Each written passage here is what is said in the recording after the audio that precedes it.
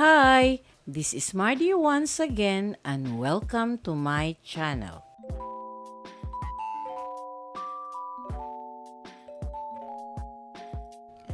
Nadine Alexis Pagia Lustre is a Filipino actress, singer, model, television presenter, and entrepreneur.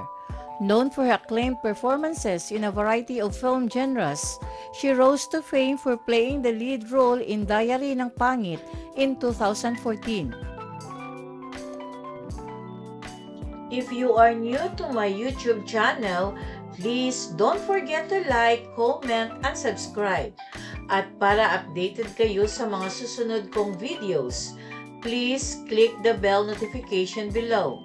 At sana po, don't skip the ads and please watch until the end of my video. Si Nadine Alexis Pagia Lustre ay ipinanganak noong October 31, 1993 sa Quezon City, Philippines.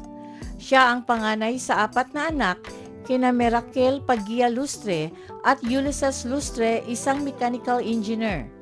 Nag-aral siya sa Diliman Preparatory School at kumuha ng Communication Arts major in film sa Colegio de San Lorenzo sa Congressional Avenue, Quezon City. Lustre, at the age of 8, started as a TV host in RPN's children-oriented show entitled Storyland. She was also featured in Disney Channel Asia in the Philippines as a child host. After signing with Viva Entertainment, the 5'5" model and actress became a member of the cast in TV5's youth-oriented program Bagets and appeared in several GMA Network shows, including performances in SOP Rules. Ipinanganak at lumaki sa Quezon City, sinimulan ni Lustre ang kanyang karera bilang child host sa ilang palabas sa telebisyon sa edad na 8. Pagkatapos ay gumanap siya ng minor de edad at guest appearance sa ilang pelikula at kalaunan ay inilunsad bilang isa sa mga miyembro ng Pop Girls ng Viva Entertainment sa 2009. Ang kanyang pambihirang tagumpay ay dumating kasunod ng kanyang pagpapares kay James Reid at magkasamang lumabas sa isang hanay ng mga matagumpay na proyekto tulad ng Diary ng Pangit noong 2014, Talk Back at You're Dead noong 2014, On the Wings of Love on 2015, Para sa Hopeless Romantic noong 2015, Beauty and the Bestie on 2015, This Time on 2016, at Never Not Love You on 2018. Bilang isang recording artist, naglabas siya ng isang studio album na Wildest Dreams noong 2020 at nag-co-direct sa kanyang mga music video. Ang kanyang gawaing musikal ay nakakuha ng kanyang 13 Mixed Music Awards at isang PMPC Star Awards for Music. Her accolades includes 4 FAMAS Awards, Agawad Urian Awards, 5 Box Office Entertainment Awards, and 3 Metro Manila Film Festival Awards, including nominations from MTV Europe Music Awards and Asian Academy Creative Awards. Preview Magazine named her one of the 50 most influential personalities in 2022.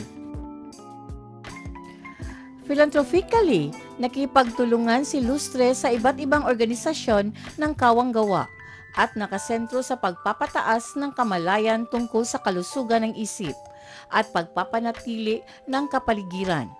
Inilunsad niya ang sarili niyang cosmetics, lustros at fragrance line, Lustre. Siya ang unang local Filipino celebrity na nagkaroon ng full makeup line na may international brand. Noong 2017, pinangalanan siya bilang pinakaseksing babae sa Pilipinas ng FHM Philippines. Siya rin ang unang Filipino ambassadress ng Swedish fashion brand na H&M at isa rin sa pinakamataas na bayad na Filipino celebrity sa Instagram. Ang mga pelikula ni Lustre ay kumita ng 1.28 billion pesos. Kaya siya ay isa sa mga pinakamataas na kita sa takilya ngayong siglo. Lustre is also a mental health advocate.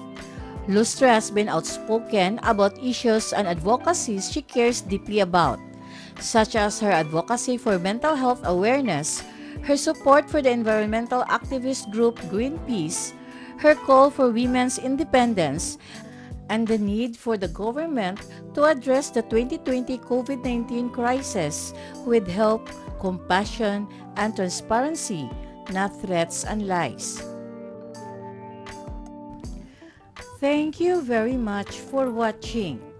And according to a famous quote, be humble and never think that you are better than anyone else. For dust you are, and unto dust you shall return.